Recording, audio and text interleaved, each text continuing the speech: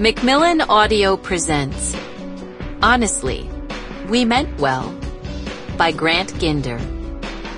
Read for you by Marietta, Deprima.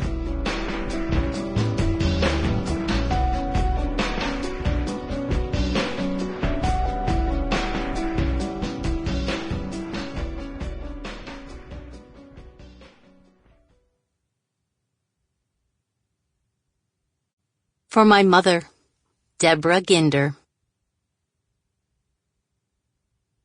This is absurd that mortals blame the gods.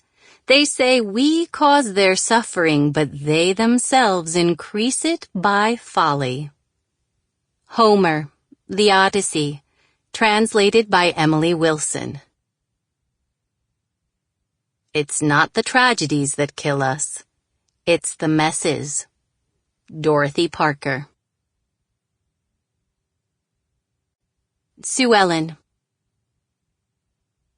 March 18, Berkeley, California. 10 minutes before the phone rings, Sue Ellen Wright, tenured professor of classical studies, beloved recipient of countless teaching awards, wavering wife, and mostly good mother, is wondering how exactly she got here. Teach, you okay? Blinking, she looks across her desk. There, one of her students slouches in a chair. His name's Connor McFarland, and he's a freshman with a face still caught between the doughiness of adolescence and the resolution of everything else. Despite the weather, it's cold and raining. He's wearing a t-shirt, flip-flops, and a pair of mesh shorts. A San Francisco Giants hat is pulled low on his forehead, and from beneath its flat brim, his eyes stare at her expectantly. I'm sorry. She tries to regain focus. What were you saying?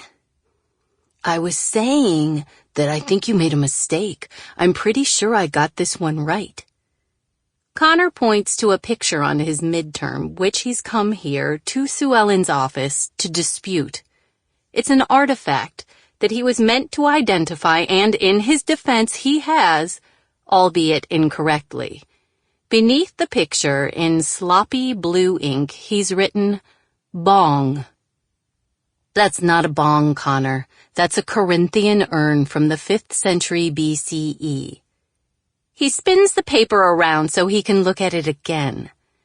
But can't you see how it could have been a bong? No. Sue Ellen says. Actually, I can't. He's been arguing about his grade for the better part of an hour. Twice now she's been tempted to kick him out.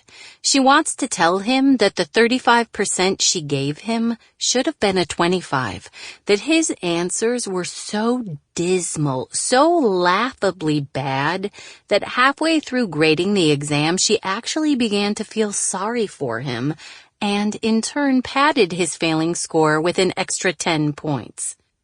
He spelled Argos correctly, she thought, as she added things up. That had to count for something.